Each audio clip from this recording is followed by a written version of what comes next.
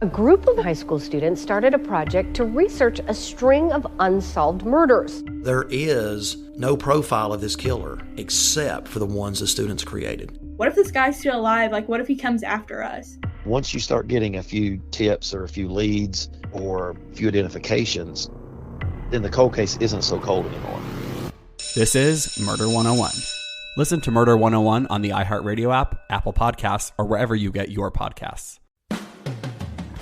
It's Kate and Oliver Hudson, host of the new podcast, Sibling Revelry. That's right. We started this show because, you know what? No one talks about siblings and that dynamic. The siblings, they know each other better than anybody. Yes. You know. Listen to Sibling Revelry on the iHeartRadio app, Apple Podcasts, or wherever you listen to podcasts.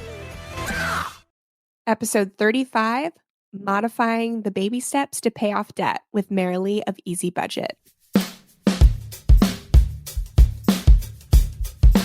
Welcome to the Frugal Friends podcast, where you'll learn to save money, embrace simplicity, and live a richer life. Here are your hosts, Jen and Jill. Hello, and welcome to another episode of the Frugal Friends podcast. I am Jen. I'm Jill. We are super excited to have another debt payoff story for you guys. We have done a few of these in the past. They're everybody's favorite. So we're like, gosh, let's do another. We could use some inspiration. Yes. I am particularly fond of this one because we're going to dive deep into some modifications to the baby steps and working with your spouse who may have different views on how to do finances than you. So it's just going to be a lot of information thrown at you from a really fun and personal person who we love. And her name is Merilee. She's from Easy Budget. She is really great on Instagram. She's got an Etsy store. She and her family have paid off over $52,000 of debt in the past 2 years. Most of that just in 18 months. And on a single income, Merilee's a stay-at-home mom with 2 kids, one on the way. So this is a story that somebody can relate to out there. Like, you're going to be able to relate to at least a part of her story, whoever you are. I can relate to her, and I got no kids. So that's telling you how relatable she is. Sames. So, but before we get into the interview, of course, we got to start with our sponsors. Today's episode is also brought to you by reused gift bags. Can't bring yourself to toss those perfectly good gift bags you got from the White Elephant Gift Exchange? You don't have to. By reusing gift bags, you're saving money, time, and the environment. Take those gifts home with you in the bags from whence they came and save them in the privacy of your own home, away from your mother's judging eyes. Gift bags of all sizes can be saved and reused for years to come. And as an added bonus, throw that tissue paper right up in there. It'll be crisp for next use. Just don't forget to check the gift tag for previously written notes. Reused gift bags. We're just doing these for our own entertainment now. Exactly. Sorry, listeners, if you don't enjoy this as much as I do. Dude, you used the word whence. You talked about mothers judging eyes. You talked about crisp tissue paper, previously written notes. It's all the things I'm experiencing in my own holiday season. Yeah. So this one drives home, and I love it. And yeah, I hope you can relate. And 100%. The gift bags that you're given. So fantastic. All right. Well, Jill. Let's get into this thing with Merilee. Merilee, so great to have you on the podcast and really excited to talk about some of your debt payoff journey. We are a little bit long overdue to talk about this on the podcast. So I'm sure a lot of our listeners are going to be super stoked to hear about your journey. So let's start at the beginning. I mean, not like the real beginning, not like birth, unless that's where it starts. But when and how I came out of the womb with debt. Yeah. They're like, oh man, gotta get going on this thing. I don't know, maybe. But tell us, give us some background. Like, when and how did your debt-free journey start? Yeah. So my husband and I had both been graduated from college. I had been graduated for a couple of years, and my husband had been graduated for about 8 months. And the thing that really got us kind of kicked into gear was that I reread The Total Money Makeover by Dave Ramsey. So that's a book that I had read several years before when I was a freshman in college. But then I didn't have any debt then, and so I just didn't think much of it. So I reread it, and what happened was we had a credit card, and we were paying it off every month. But there was one month where my husband purchased something that was too expensive for us to pay off that month. Uh-oh. And oh man, I hated how it felt. It felt so wrong. And so I reread The Total Money Makeover and just went crazy. I didn't like how it felt. I knew we had all these student loans that we had carried with us from college. And so that was the real event that got us kind of kicked into gear and started our debt-free journey. So within a few weeks after that, we were making payments on our debt, extra payments. Wow. Was your husband on board right away, or did that take some convincing?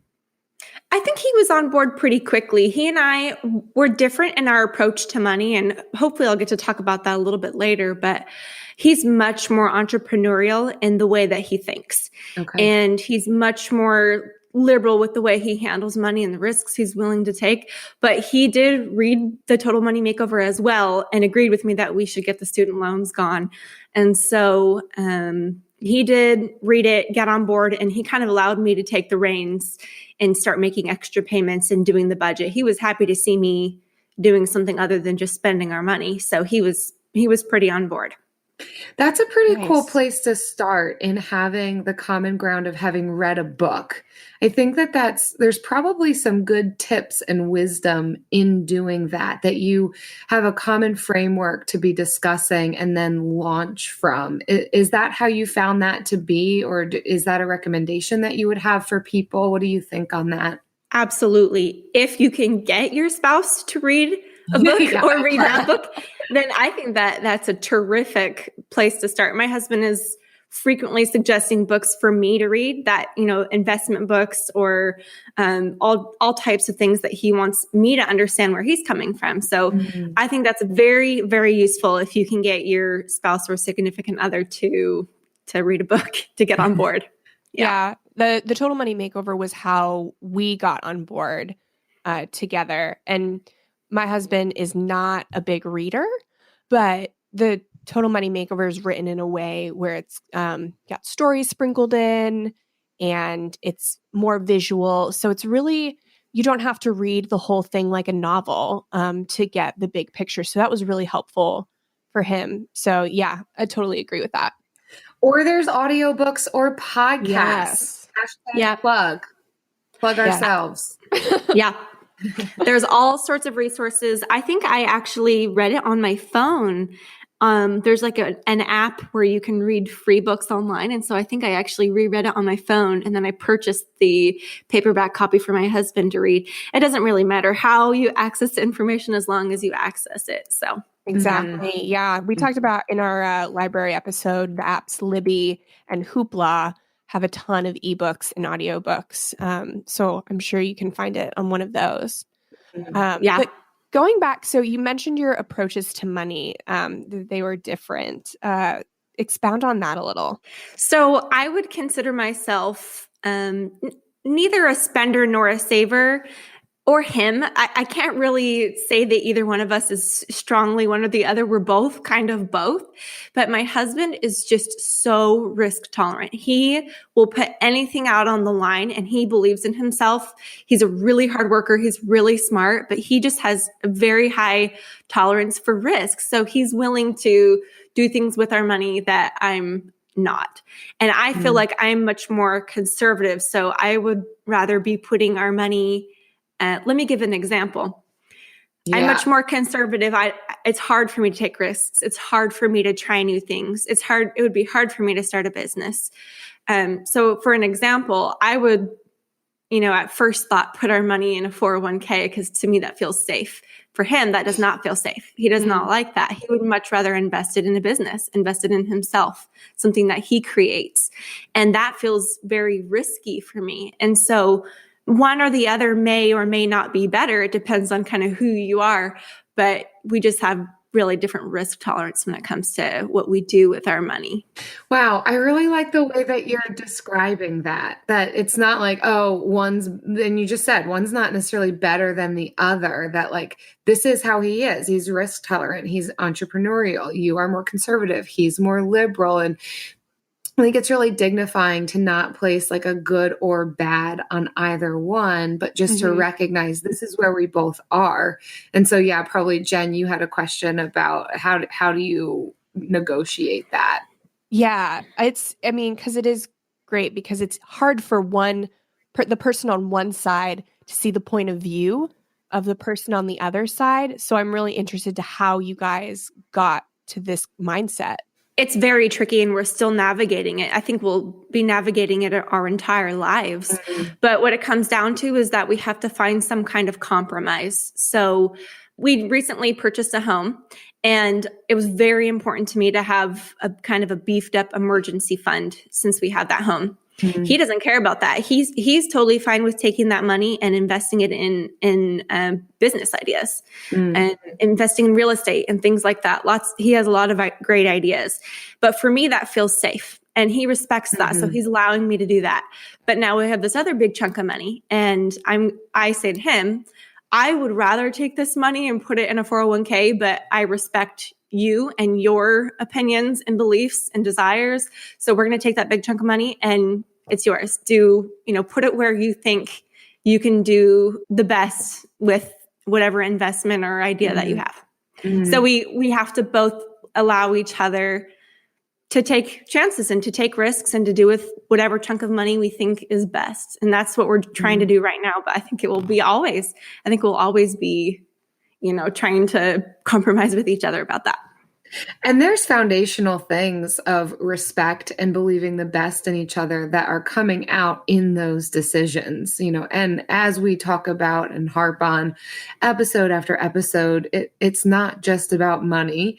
It brings out other value systems and how we relate and all these things. So yeah, for you, I see a lot of this respect for one another, even in finances coming out in this, which is amazing. That compromise, recognizing that it's going to be a lifelong journey and it's not just discovered and here's the magic thing that you implement when you've got these two people coming together with their finances. So it's really helpful. Thanks for that input. And I should also add that is not always so easy and simple. Sometimes there's disagreements and sometimes it takes us weeks or there's a standoff on what to do with money. It's really not so simple and so cut and dry, but we're trying to work through it. So that's what we'll always be, just trying to work through it and solve each problem as we come to it. And I hope that we can balance each other out.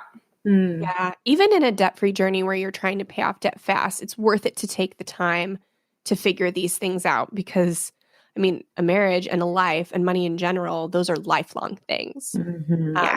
Paying off debt doesn't last forever. So I love that. I agree. Yeah.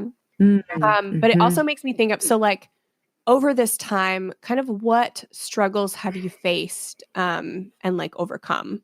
So in regards to this specific issue, like how we just see money differently kind of thing? Anything. I feel like that would be a big source of it, but it obviously doesn't have to be.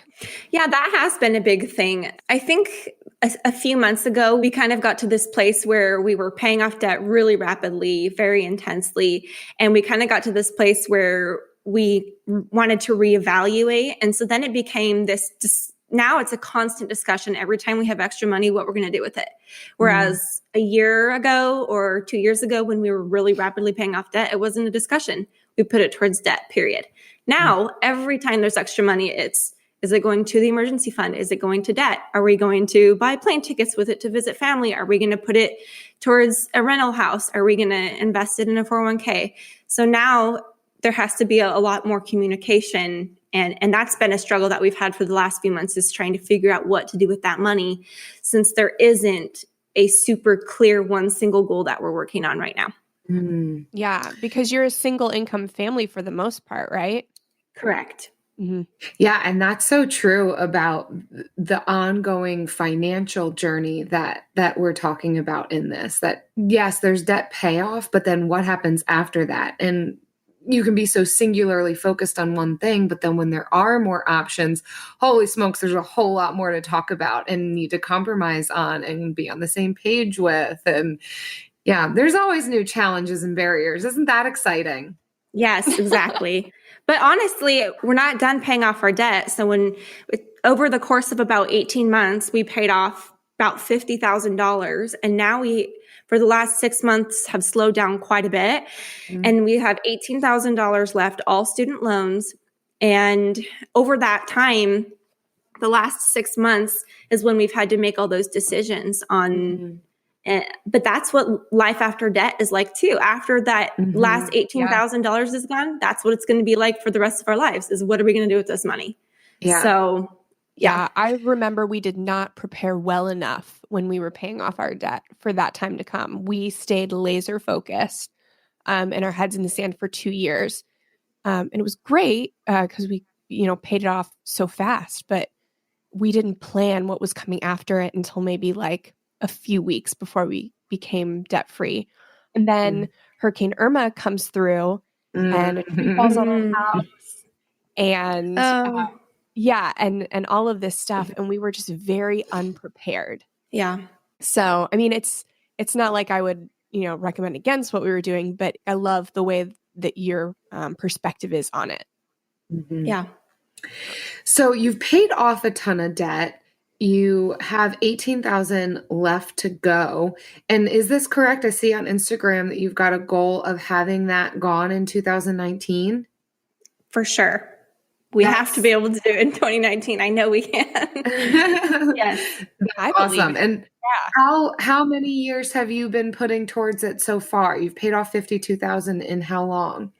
It's been almost exactly 2 years. So we started January 2017. Okay. Yep. Dang. You guys are going hard at that thing. And almost all of that was in the first 18 months. And so we really have paused quite a bit in the last 6 months, but we've also come a long way in the last 6 months. We've, we purchased a home, so we've put equity into a home and some other things like that. Yeah. So we know New Year's resolutions often don't stick. In fact, on average, they last around 30 days. So if saving money is on your 2024 resolution list, here's a foolproof way to stick to yours. Switch your phone provider to Mint Mobile. For a limited time, wireless plans from Mint Mobile are $15 a month when you purchase a 3-month plan. That's unlimited talk, text, and data for $15 a month. For those of you paying close to $40 a month for just one phone line, this means a savings of $300 over the course of the year. We especially like Mint because all plans come with unlimited talk and text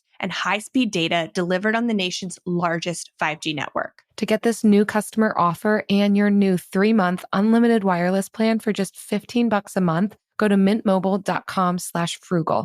That's mintmobile.com/frugal. Cut your wireless bill to $15 a month at mintmobile.com/frugal. Additional taxes, fees, and restrictions apply. See Mint Mobile for details. AI might be the most important new computer technology ever. It's storming every industry, and literally billions of dollars are being invested. So, buckle up. The problem is that AI needs a lot of speed and processing power. So, how do you compete without costs spiraling out of control? It's time to upgrade to the next generation of the cloud, Oracle Cloud Infrastructure, or OCI. OCI is a single platform for your infrastructure, database, application development, and AI needs. OCI has 4 to 8 times the bandwidth of other clouds, offers one consistent price instead of variable regional pricing. And of course, nobody does data better than Oracle. So now you can train your AI models at twice the speed and less than half the cost of other clouds. If you want to do more and spend less, like Uber, 8x8, and Databricks Mosaic, take a free test drive of OCI at oracle.com/strategic. That's oracle.com/strategic. oracle.com/strategic. Well, I think that that's encouraging for people to hear. For me, at least, it is, and I'm sure for our listeners, that you are doing this, but you're doing it your own way. You're making modifications along the way. You're doing what works for you. You're compromising with your husband, who comes at finances a completely different way. Let's talk about some of those modifications. It sounds like you are somewhat basing this debt payoff journey and other financial things on the Dave Ramsey, like baby steps, but also that there's some modifications. Can you tell us like what those are, and are you happy with some of those choices that you've made? Absolutely. So we started Dave Ramsey, and we started that in January of 2017. And I was really a purist. That's just kind of the personality that I have. So for about 18 months, we were paying off a ton, like $3,000 a month or something like that towards debt, and being really gazelle intense. And that was mainly on a single income. I do have a small side income, but that was not really a significant part of it. Okay. So for the first 18 months, super gazelle intense. And then what happened was I started branching out in what kind of financial information I was taking in. So I started listening to other podcasts. I started reading books. So I started reading other financial books. A couple that I read were J.L. Collins' Simple Path to Wealth. Favorite. Yeah, it's a good one. Love and it. Smart Couples Finish Rich by David Bach. And one thing that I realized was that while I loved Dave Ramsey's philosophy, and I realized that he has this brand that he's selling, and he has to stick to his brand, even if there's some things that maybe wouldn't be the best for all types of people. Like my husband, for example, who doesn't want to work until he's 65 at his current career. So I realized that there's all these other people out there that have been really successful with money. Why am I only listening to one person? Or why am I only following one person?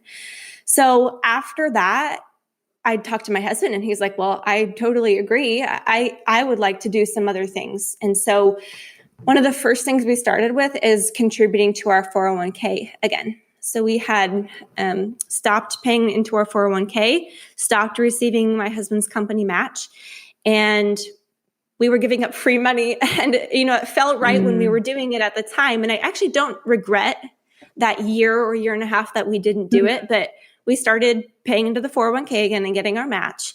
That was one of the first things we did. And then kind of some other things snowballed from there. We made a move and a career change, and we decided to purchase a home when we moved. And it was absolutely the right decision for our family. We didn't want to be renting again. Renting was expensive here. We were going to have the cash that it took to pay a down payment. And so it was the right move for our family. So a couple of things like that. And then, we have a larger emergency fund than Dave Ramsey would recommend. We're almost at $6,000. That's to help if anything happens with our home. And that just feels right for us. So those were kind of some of the main things that we changed. But, Dave Ramsey's baby steps, they're amazing. And I still say I'm on baby step 2 because it's the right framework. It's the right framework.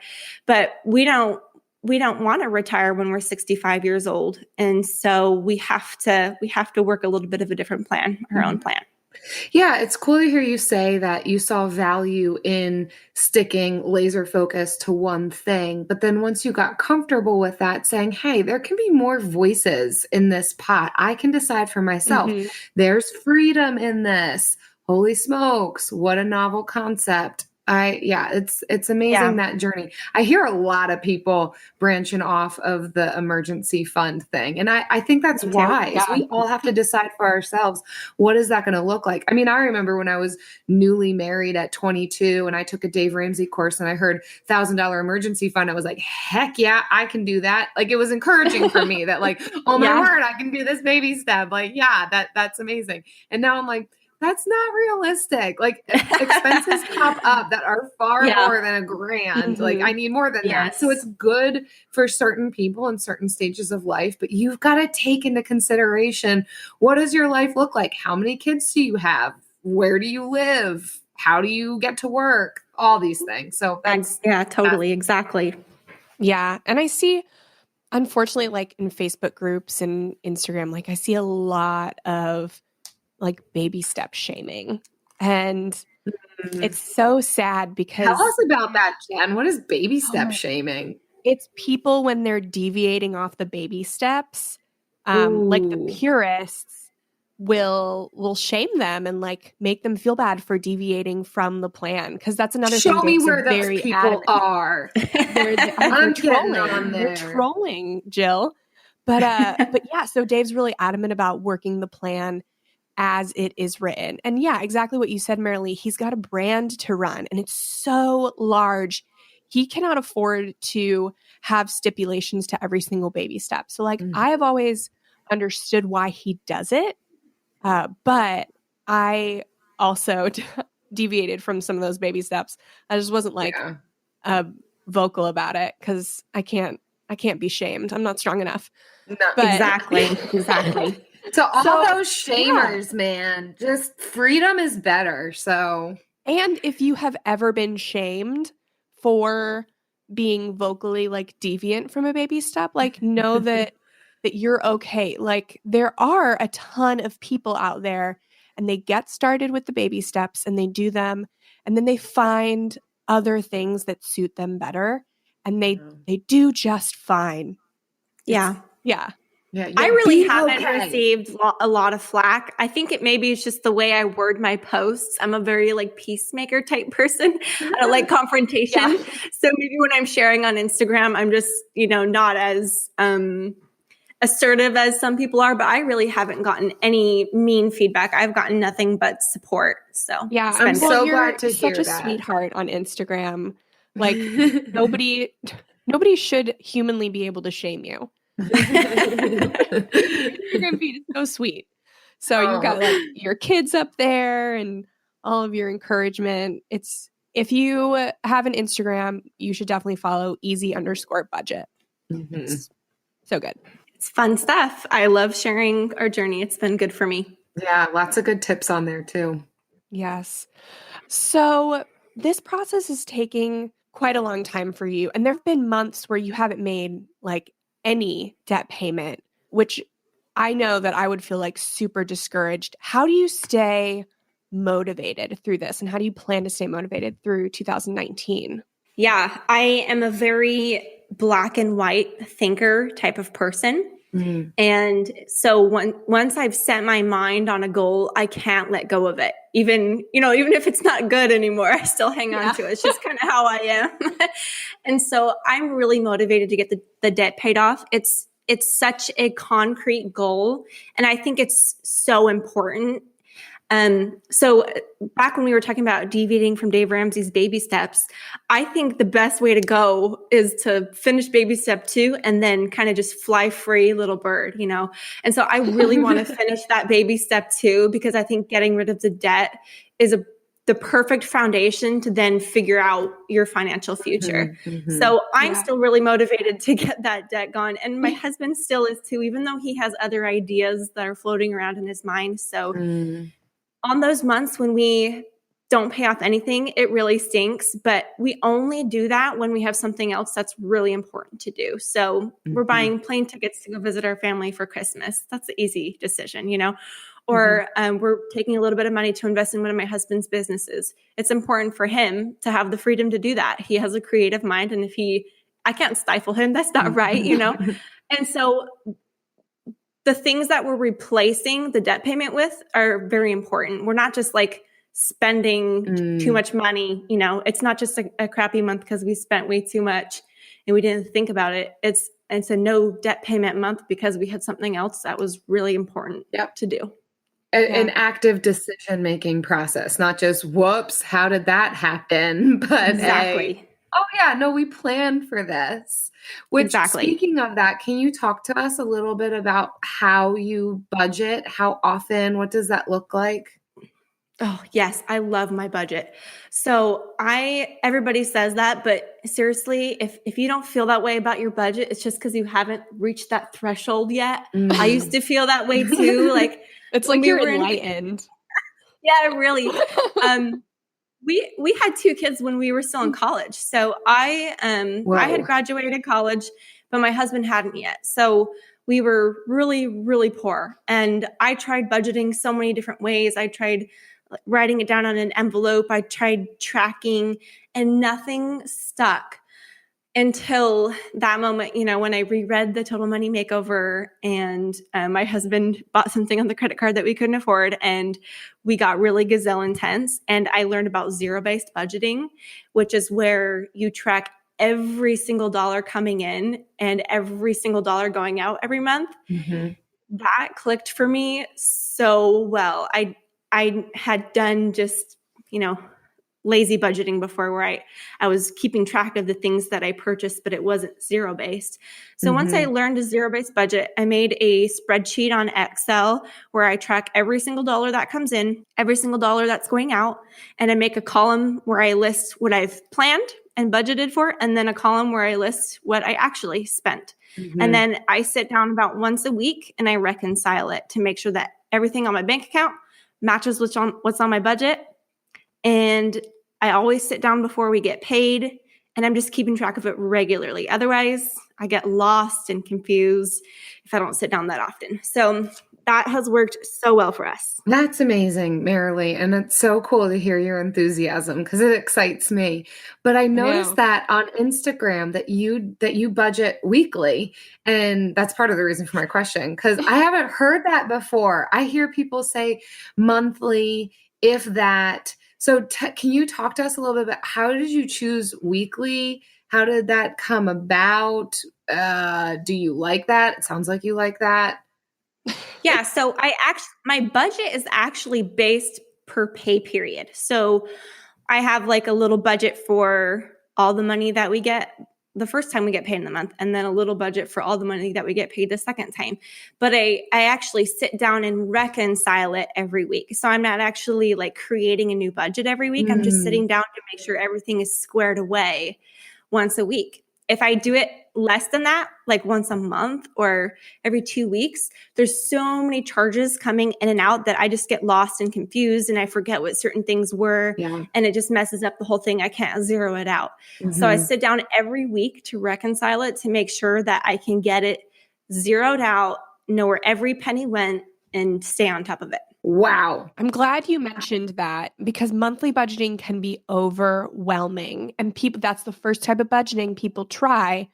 But budgeting per paycheck, or budgeting weekly, or even just reconciling weekly, is a really great idea for starting and maintaining your budget. It's much less overwhelming to track transactions once a week than once a month.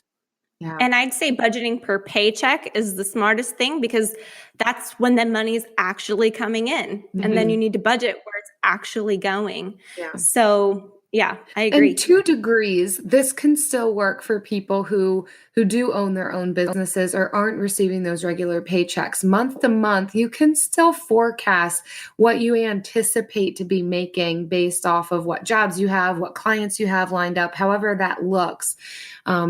Yeah, because that's how I do it. I agree. Yeah. I also like the reconciling idea. Thanks for sharing that. That's a really easy, way to stay on top of it. It may not work for everybody, but we love options. Keep throwing out options, because there is freedom in this process. Yes. Yes. You know what I love even more than zero-based budgeting, Jill? But I don't love it more than freedom, but it's still really great. Right. Yeah, freedom definitely better, but like second best is the bill of the week.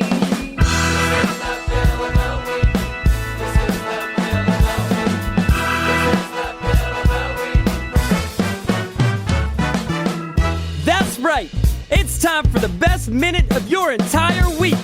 Maybe a baby was born and his name is William. Maybe you paid off your mortgage. Maybe your car died and you're happy to not have to pay that bill anymore. Duck bills, Buffalo Bills, Bill Clinton. This is the bill of the week.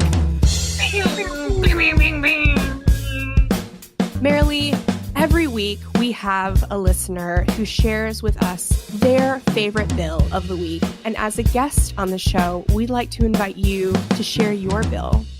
So I'm a busy mom. I have a 4-year-old and a 3-year-old, and I'm pregnant with our third. I have a working husband. And so by far, my favorite bill is our $14.06 that we pay every month for Amazon Prime, because I do not like going out and going shopping. I order everything I can online and get it shipped to my door so I don't have to bring my screaming children out in public.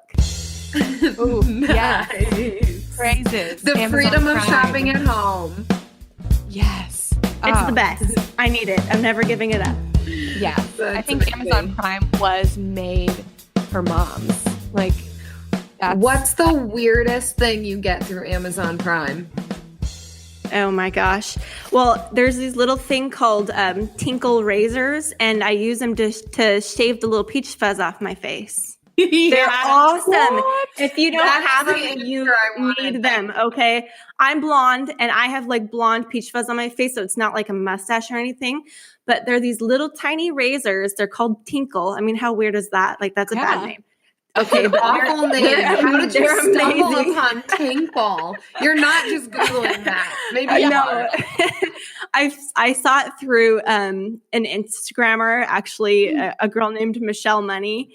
And she's just like a beauty Instagrammer or whatever. And she just shared the hack. And you just use it to like scrape the peach fuzz off. Anyway, my face looks amazing. It's not furry. And so that's the best thing I get through Amazon. They're like $5 every 6 months. And you don't have to buy them in the store and be seen with Tinkle razors. Am I going to get a virus on my computer if I look up Tinkle razors? I'm a little concerned. I'll have to send you the link or something. We don't shut down. Hey, you asked, okay? You asked what the weirdest thing was. I wanted. Thank you. Yeah. You were right on it. You didn't skip a beat. Yeah, girl, that's not even the weirdest thing we've heard on Bill of the Week. So, who dis? Oh, thanks for sharing that. I'm really glad that Amazon Prime exists for you, Merilee. It sounds fantastic. So Me good. too. If you want to submit your Bill of the Week, if you also love Amazon Prime, or you just want to call and say who dis, please visit frugalfriendspodcast.com/bill. Currently, our Bill of the Week tank is empty because we've inserted all of them into different episodes. So you could hear yours real soon. So definitely frugalfriendspodcast.com/bill. Leave us a voicemail right there. From the studio who brought you the #1 podcast, The Piketon Massacre, this is Murder 101. A group of high school students started a project to research a string of unsolved murders. Those murders happened in the mid-1980s. He's out there doing stuff. He just didn't stop. Everything that the students predicted through their profile turned out to be accurate. Redhead killer profile. Male, Caucasian, 5'9" to 6'2", 180 to 270 pounds. Unstable home, absent father and a domineering mother. Right-handed, IQ above 100, most likely heterosexual. There is no profile of this killer except for the ones the students created.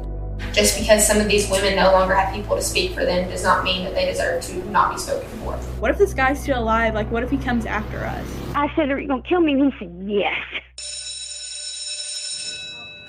Listen to Murder 101 on the iHeartRadio app, Apple Podcasts, or wherever you get your podcasts. Discover the heartwarming and hilarious world of sibling connections on Sibling Revelry with Kate Hudson and Oliver Hudson.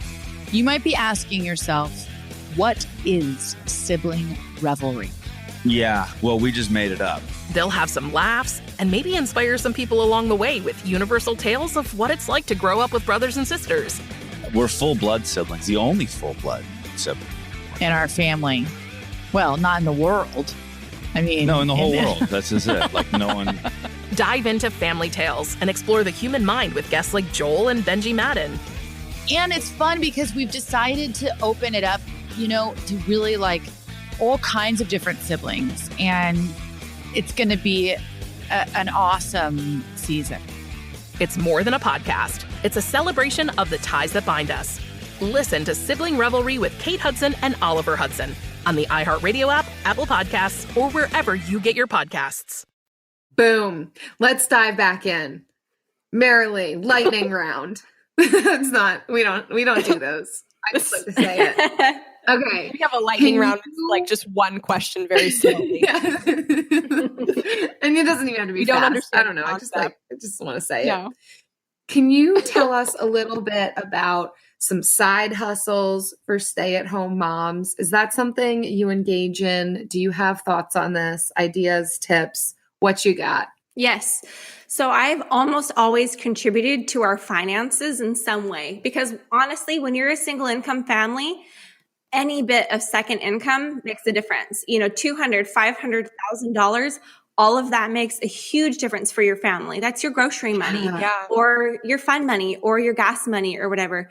So I was working at a full-time job when my first son was born. Then after I quit to be a stay-at-home mom, I started nannying. That was one thing I did. So I brought my little guy with me, and I worked for a family who just needed help with their son in the summer and for after school care. And they made pretty good money doing that. Nice. Then when my second daughter was born, I started working for an appraisal company, and I worked from home, and I just basically did paperwork and processed the appraisals after a home appraiser was finished. And I did that for 2 years, and I made probably about $500 to $800 a month doing that. Mm-hmm. And that was just based on the workload that I took on.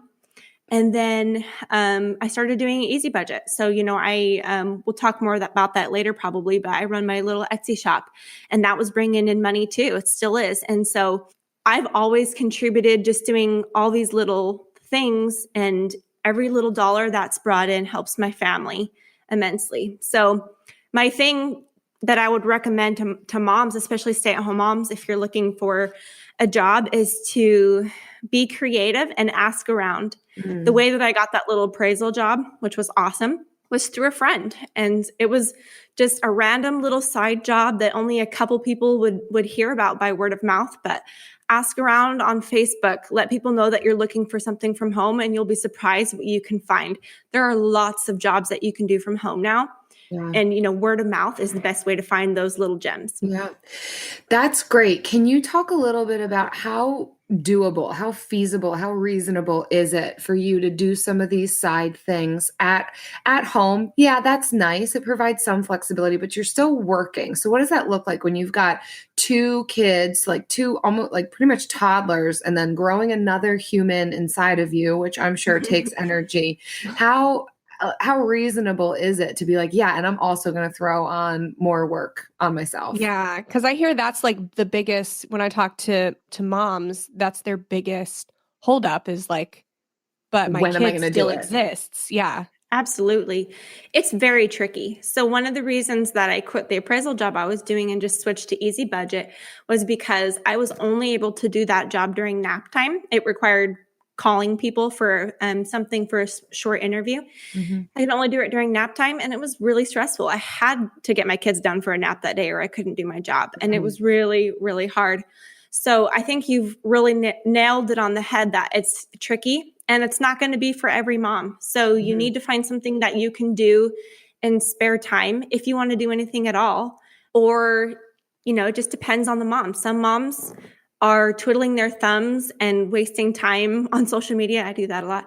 And they have time. They have time, and they want to be productive, and they want to feel like they're contributing, and they want to use this creative energy that they have. And a side hustle is perfect for that kind of mom. Mm-hmm. If you're a mom that's barely keeping your head above water, and you've got one or a bunch of little kids around, and you're just, you know, you can't fathom having a side hustle, it's not for you. What you do is plenty. It's enough. It's very important. Kids need attention. They need time. They need love. And that's plenty. So just depends on what kind of mom you are, what season of life you're in. Again, freedom. Something that comes to mind for me here is that there's different seasons and there is different capacity. Some people do have capacity for a lot in their life, more than others. Okay. So that's like on the table, but also different seasons. So I'm sure that once this third child comes into this world, like that's going to make some shifts for you. And for others, you know, it's different when your kids are at home versus when they're in school, and all of these things. So just, I mean, freedom for everybody, but like for moms too, because I know that this can be like, well, what is other moms doing? And why can't I do enough? And why can't I? So this is just offering options. But the different seasons and the different capacities is a really big thing here. And what you said, that if this may not be for everybody. So don't feel like you're listening to this and that there's more pressure or shame to like take on something more. I totally agree. And, most of what I was doing was out of necessity. When we were those first couple of side hustles, we were so poor. We were in college and my husband couldn't work. He was an engineering major. We needed money or we weren't going to eat. And so that's how desperate it was. Now it's less desperate, much more flexible. So the seasons, they make a huge difference in what you're capable of doing. I totally agree.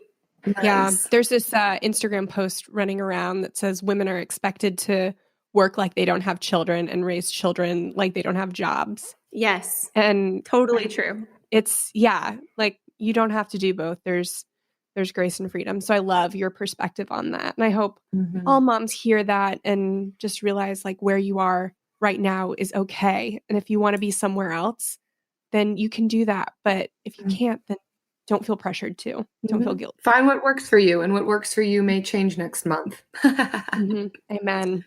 Okay. So Merilee, tell us about Easy Budget and your Etsy store. You got some cool stuff in there. Yeah. So when we started our debt-free journey, we realized that I was a very end-driven person. So I needed to know when our debt was going to be paid off or I couldn't even start this thing. So my husband, he's a genius. He's an engineer. He's like, I can whip up a calculator spreadsheet that can calculate our debt payoff. And I was like, okay, sure. So he did, and it was amazing.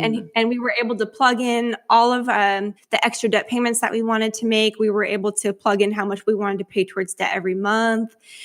And it told us when we would be debt free. And that end goal was so motivating for me. It's like, I compare it to trying, going out running and not knowing how far you're going to run, or like running a marathon, but you don't know if it's going to be 30 miles or 10 miles. It makes a difference, Yeah. And so knowing the end made a huge difference for us. And so then my husband's like, hey, we can market this. Like, people need a product like this. There's nothing really good online that really works. Look at that entrepreneurial husband. It's him. I know. He never stops, you guys. He's a serial entrepreneur. So most of them are. That's very true. Enjoy that life. You've got a friend. So I started my Instagram where I basically just started sharing our journey, and then I started sharing the calculator too. And one of the reasons I decided to put it on Etsy and charge people for it and not just make it a free resource was because, first of all, side hustle. Second of all, I don't have a blog or anything. All I have is my Instagram. So I don't have affiliate income or anything like that. And because people really value what they paid for. If you get something for free, or it's free, you might never open it. You might never look at it. You might spend 1 minute tinkering with it and then throw it away. Once you've paid for something, you value it. You want to use it. You want to make sure it works. And that's the kind of thing that I think helps people. So I think I've gotten more people to look at it, more people to use it, and actually help more people pay off their debt by charging for it on my Etsy. Yeah. And it's inexpensive for what it's providing. It's great. Yeah. It's only $10. So very cheap. And it's just kind of a neat little tool to have in your armory when you're paying off debt. Yeah, it's fantastic. That's awesome. Yeah. So if you're serious about paying off your debt and you need a good debt snowball calculator, we will have Merilee's Etsy store link in our show notes, and definitely go pick that up. Yeah, you can find us Easy Budget on Etsy and Easy_budget on Instagram too. Yes, definitely check both of those out. And thanks so much, Merilee, for hanging out with us. This has been super fun and enlightening, and I've loved it. And encouraging. Yeah. You guys are fun. I need to do this more often. It's just fun to have somebody to talk to. You're welcome to do it. There's some adult quizzes, kids are in bed. It's fun. It is fun. This has been great. Thanks so much for having me on, you guys. Thanks for joining us, Merilee. Yes. Oh my goodness, Jen. Yes. That was fantastic. I loved all the controversy that we talked about. It's so juicy. You love the controversy. Do you love it as much as I like watching people get in fights on Black Friday? Yes. It's hard to measure. There's no way of measuring this. So let's not. And let's move on to talk about our book club. It's December, everyone. like in case you didn't know. Yeah, And we're reading The Millionaire. It's almost over. We're nearing the end at this point. But we're still in it. Don't worry, we're still in it. We're reading The Millionaire Next Door by Thomas J. Stanley, and we are continuing our giveaway of that book. We believe in it that much. We haven't moved on to the next one yet. We're still giving that one away. We're still giving it. There's still time. Yeah. Tell them how they can get their free copy, Jen. If you are on the wait list for the audiobook or ebook and it's just too long at your library, come on down and win a free copy. It's super easy. Leave us a review on iTunes or Stitcher, screenshot the review, and then send it to frugalfriendspodcast@gmail.com. And we promise we will select the winners at the end of this month. We really will. Yeah, we're not lying to you. No. Somebody gets free books here. So yeah, ask the people we've given free books to. If you're like, okay, yeah, I want a free book, and I believe them that they're going to give one to every 5 people who write a review. It is true. So test out this theory, all right? Put your name in the running, and here's how you can do that. Here's an example. So this review is from Elena, and again, it is 5 stars. Thanks, Elena. My goodness. It's like there's no other option other than 5 stars. She says, so inspiring. These girls help me feel normal and motivated while on a debt-free journey. Keep up these episodes, ladies. Can't wait to hear more of your tips. Elena, we are so happy to be making you feel normal. I don't feel normal. I feel a little crazy, but I'm glad that we're helping you feel normal. Yeah. I mean, I feel pretty average, but I don't know if that's normal. Good. Then that balances it. She's probably feeling normal because of listening to you. Maybe. But I mean, you provide such great insight. So this review's probably Thanks, Jen. Oh. Well, thank you as always for hanging out with us. We love having our frugal posse.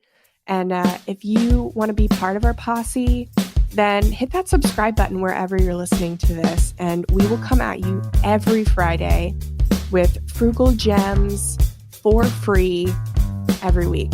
We love you guys. See you next time. Frugal Friends is produced, edited, and mixed by Eric Sirianni.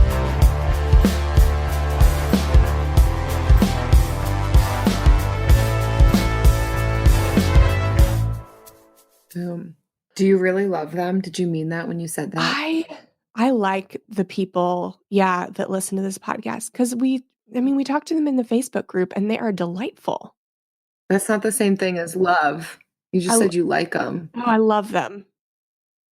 Hey, Eric. Oh, don't judge me for my words. I have a hard time committing. No, I mean, maybe you do love them. I just want to be sure. It's love. What that means. What is love? Baby, don't hurt me. Don't hurt me no more. Probably all of that song we can use legally. What is love? Okay, keep going.